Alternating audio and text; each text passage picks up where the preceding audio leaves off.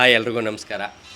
ನಮ್ಮ ಏರಿಯಾದಲ್ಲಿ ನಾವು ಗಣೇಶ ಕೂರಿಸ್ತಿದ್ದೀವಿ. ಅಲ್ಲಿ ಮುಂದಾಳ ಅಥವಾ ನಂದೆ ಆಗಿರೋದ್ರಿಂದ ನಾನು ಬೇರೆ ಕಂಟೆಂಟ್ ಕ್ರಿಯೇಟ್ ಮಾಡೋದಕ್ಕೆ ನನಗೆ ಟೈಮ್ ಸಿಗ್ತಿಲ್ಲ.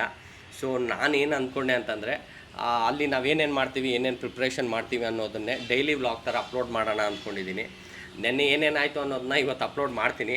ನೋಡಿ ಇಷ್ಟ ಆದರೆ ನೆಕ್ಸ್ಟ್ ವ್ಲಾಗಿಗೆ ಎಸ್ ಅಂತ ಕಮೆಂಟ್ ಮಾಡಿ, ನೋ ಅನ್ನೋದಾದರೆ ನೋ ಅಂತ ಕಮೆಂಟ್ ಮಾಡಿ. ಇಲ್ಲಿಗೆ ಸ್ಟಾಪ್ ಮಾಡೋಣ, ಓಕೆ?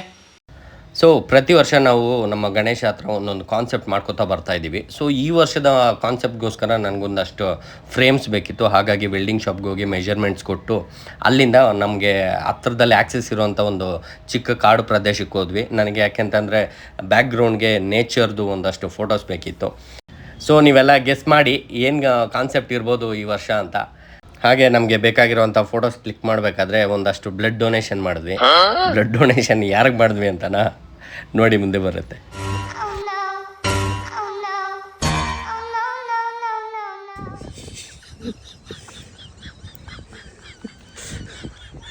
ಬ್ಲಡ್ ಡೊನೇಷನ್ ಗುರು, ಇದು ಬ್ಲಡ್ ಡೊನೇಷನ್. ಆಮೇಲೆ ಆ ಫೋಟೋಸ್ ಎಲ್ಲ ತೊಗೊಂಡು ನಾವು ಡಿಜಿಟಲ್ ಪ್ರಿಂಟವ್ರ ಹತ್ರ ಹೋಗಿ ನನಗೆ ಯಾವ್ಯಾವ ಥರ ಪ್ರಿಂಟ್ ಬೇಕು ಅಂತೆಲ್ಲ ಎಕ್ಸ್ಪ್ಲೇನ್ ಮಾಡಿ ಮಾಡಿಸ್ಕೊಂಡ್ವಿ. ಆಮೇಲೆ ಮೇಯ್ನ್ ಪಾರ್ಟಿಗೆ ಬಂದ್ವಿ, ಕಲೆಕ್ಷನ್ನು. ಗಣೇಶ ಕಲೆಕ್ಷನ್ ಇಲ್ಲದೆ ಗಣೇಶ ಹಬ್ಬ ಇಲ್ಲ ಅನ್ನೋ ಥರ ಆಯಿತು. ಸೊ ಕಲೆಕ್ಷನ್ ಎಲ್ಲ ಮುಗಿಸಿ ನಾವು ಮನೆಗೆ ಹೋದ್ವಿ.